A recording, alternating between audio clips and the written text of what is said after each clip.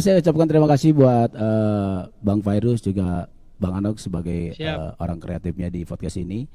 Ini acara memang sungguh luar biasa. Apapun yang bentuknya event, kalau menurut saya itu apresiasi buat teman-teman karena tidak mudah membuat event.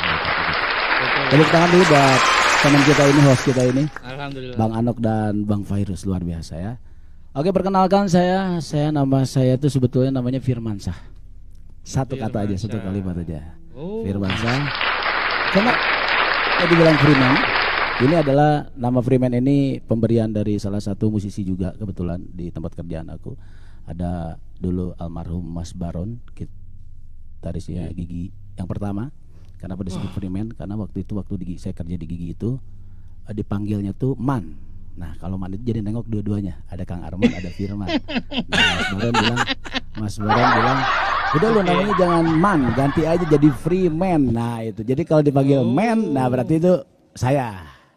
Kalau Man berarti Kang Arman. Oh itu kisah nama Freeman itu ya Bang? Dari tahun 2000. Ya. Jadi untuk aktivitas saya itu kebetulan saya kerja di Gigi dari tahun 2001 sampai dengan sekarang. 2001. Dan sempat berpindah dari Gigi ke 2001. 2001 saya udah di Gigi, terus pindah ke Mas Baron itu 2005 awal sampai dengan 2005 akhir kalau nggak salah. Terus saya kerja di Yofi Nuno, habis dari Yofi Nuno sempat ke Armada, sempat ke Kunto Aji, sempat ke ada beberapa band lah. Dan terakhir di Ungu 2005 pertengahan lah kalau nggak salah. Pas 2005 ya. Waktu meledak, nah saya masuk di situ. Ya. Nah seperti itulah aktivitas saya itu sekarang masih di Gigi dan di apa event kita petang ini, silakan. Selamat datang teman-teman di podcast Trio Sindrom Asia. Wow. Ya, yang bisa dibilang ya teman-teman selalu mendatangkan gue star yang luar biasa dan mudah-mudahan bisa memotivasi masuk dan mudah-mudahan bisa memberi kita ada wacana baru ya dari pengalaman beliau-beliau yang ada di gue star kita. Motivasi. Oke, menarik Bang Ano. Dari Abang Freeman ini sebenarnya yang pertama dari nama tuh saya terlalu banyak nama dekat TikTok. Saya tengok ha begitu ya. Itu nanti sahabat-sahabat dulu. Iya, kita mau. Jadi buat sahabat yang ya kan? sahabat yang hadir ini sangat beruntung. Bukan apa, ini adalah perkongsian yang sangat luar biasa. Selain dia aktif di TikTok, membuat event juga, dan dia bekerja di luarnya, kita tak tahu nih Abang Freeman selain dia buat lagu, sahabat-sahabatnya sangat ramai di luar sana, dan dia sebagai juga tim kreatif juga di salah satu band, yaitu band Ungu. Oke Bang Freeman, perkenalkan diri dan boleh bercerita apa saja di sini, silakan. Ini kalau bercerita kita panjang ini ya. Tak apa. Sebelumnya join 2001 ya, kita catat ya. Nah itu sebelumnya itu kegiatannya apa? Nah boleh diceritakan, gak usah panjang-panjang karena kalau panjang bisa bersejarah ya panjang. Pasti panjang. Oke, silakan Bang. Boleh diceritakan. Ya, sebelum saya gabung sama Gigi tahun 2001 itu sebetulnya saya baru keluar sekolah, umur keluar sekolah itu 2000 ya sekitar tahun 2000-an keluar SMA itu. Ya kan, terus masuk di Gigi itu ketika umur pas keluar sekolah itu 19 tahun.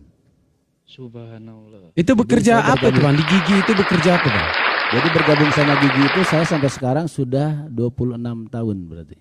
Ya. 26 tahun. Awalnya itu berarti apa yang dipegang awalnya Bang? Bang ini dia ceritanya lucu juga sebetulnya. Nah itu yang kita tunggu yang itu, kita tunggu yang lucu-lucu nih. Ya itu loh. Bukan lucu sebetulnya, ini sejarah. Tapi ada keseruan, jadi bisa. Karena nasib kita itu nggak ada yang tahu, nasib hidup kita itu nggak ada yang tahu ya. Pertama saya masuk ke Gigi itu, saya kan rencananya tadinya tuh begitu keluar sekolah itu saya mau kuliah ke Bandung ceritanya.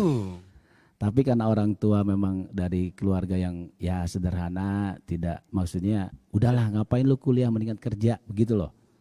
Karena orang tua saya ada kedekatan dengan Kang Arman waktu itu, ya udah saya disuruh kerja lah di sana di Gigi. Tapi saya juga nggak tahu dulu itu kerja mau nggak di Gigi, tapi aku nggak tahu kerja apa.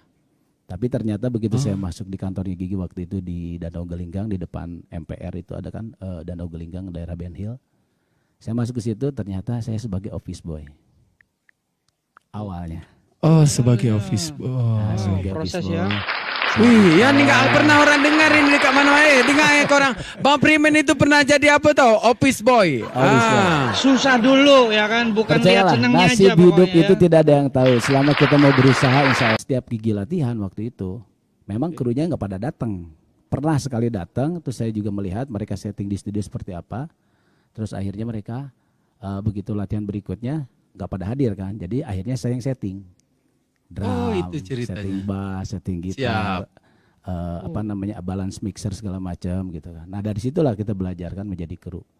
Nah lama-lama waktu itu krunya Mas Bujana kalau tidak salah waktu itu acara waktu zamannya Presiden Megawati di Bali nggak bisa datang. Akhirnya digantilah. Siap. Kata Mas Bujana, siapa ya gue cari kru? Ya udah Firman aja deh. Iya kan, Firman aja deh yang pasti sudah kenal, yang sering bantu setting di studio. Akhirnya saya lah dijadiin kru Mas Bujana waktu itu. Subhanallah. Wah. Pertama kali saya keluar kota naik pesawat adalah ke Bali waktu itu.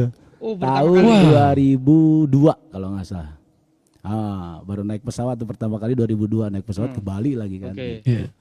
Itu apa perasaannya Bang Primen? Tahun 2004 saya Perasaannya ketika digabung di situ.